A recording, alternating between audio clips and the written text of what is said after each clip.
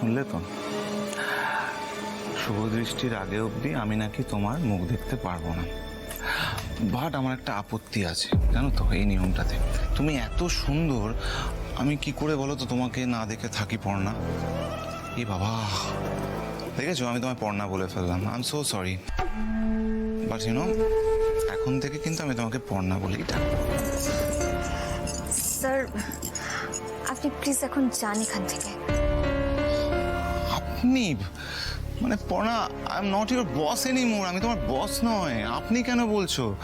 আর দেখো, স্বামী স্ত্রীর মধ্যে কিন্তু এরকম কোনো দূরত্ব থাকে না। Okay, I am your would be husband. Sir আসলে ওরা সবাই তো বলছে যে বিয়ের আগে মুখ দেখতে নেই যখন, তখন নিয়ম ভাঙার কি দরকার বলুন? নিয়ম ভাঙার কি দরকার বুঝতে পেরেছি।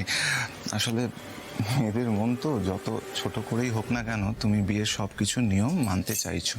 I appreciate that, good. আমি শুধু সৃজনকে ভালো রাখতে চাইছি, ও সংসারটাকে বাঁচাতে চাইছি, আর কোনো কিছু কি হলো, কি এত ভাবছো তুমি? না, কিছু ভাবিনি। আপনি কি বলছিলেন বলুন। আমি না ভাবতে পারিনি যে আমার জীবনে এরকম একটা মুহূর্ত আসবে, বিশ্বাস করো। স্যার আমার মনে হচ্ছে আপনি পড়না, আবার তুমি আমাকে স্যার বলছো, আপনি আগে করছো। ইউনো, এটা না আমার কাছে একটা স্বপ্নের মতো। আর এই স্বপ্নটা যে কোনোদিনও সত্যি হবে আমি জাস্ট ভাবিনি, বিশ্বাস করো। মানে আজকে সেই দিনটা এলো আমার লাইফে।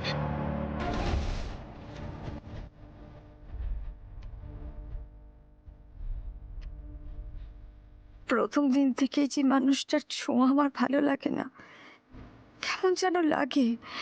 যে মানুষটার ছোঁয়ায় আমার অস্বস্তি হয়, যে মানুষটাকে আমি মন থেকে মেনে নিতে পারি না, ভালোবাসি না, তুমি তার সাথেই আমার সারাটা জীবন কাটানোর নির্দেশ দিলে চক্ষুদাতা। কেন এমনটা করলে বলো তো?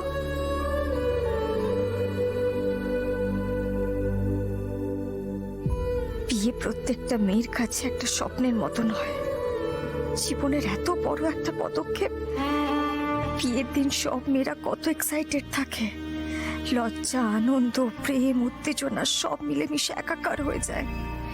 কিন্তু আমার যে এই দিনটাতে এতটুকু আনন্দ হচ্ছে না যোগ্যদাতা, কষ্ট হচ্ছে, খুব খুব কষ্ট হচ্ছে।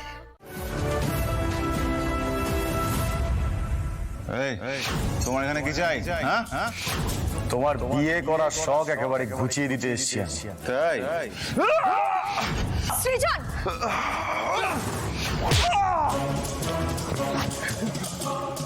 আমার পণ্যার গায়ে অন্য কেউ হাত তুললে তার হাত আমি টেনে ছিঁড়ে নেবো।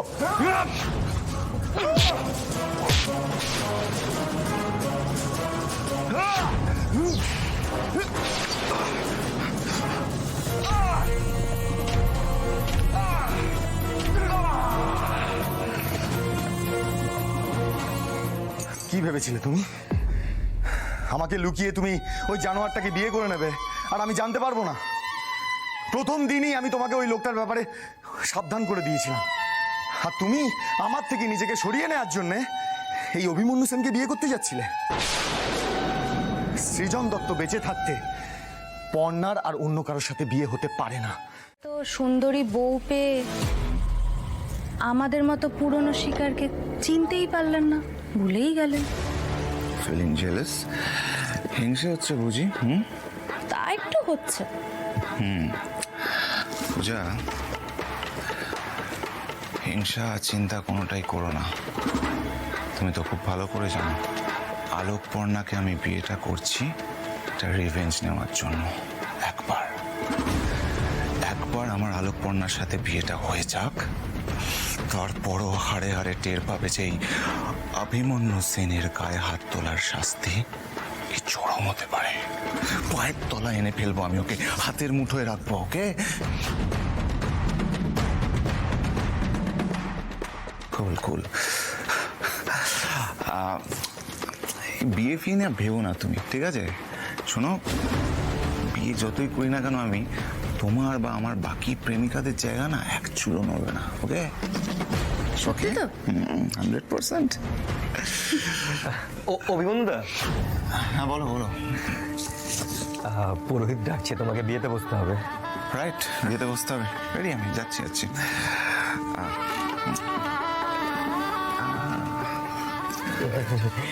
শুধু একটা ছোট্ট প্রবলেম হয়েছে।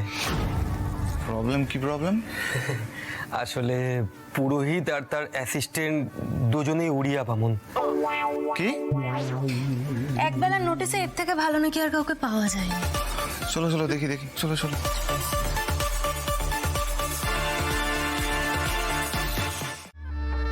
বর কিন্তু এসে গেছে, আর কিছুক্ষণের মধ্যেই কিন্তু বিয়ে। এ কি, কোনের মুখ এত শুকনো কেন?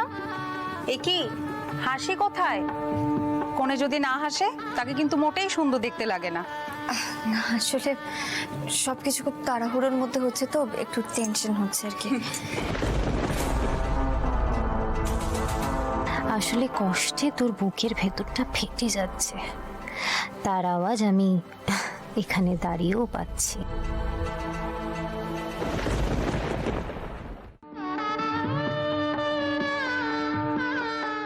আপনারা পার্লারের লোক না?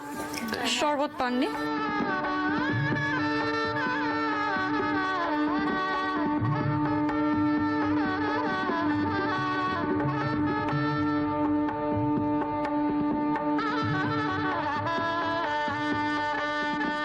তোকে তিলে তিলে এই কষ্টটা পেতে দেখবো বলেই তো ছদ্মবেশ ধরে এখানে এসেছি আমি।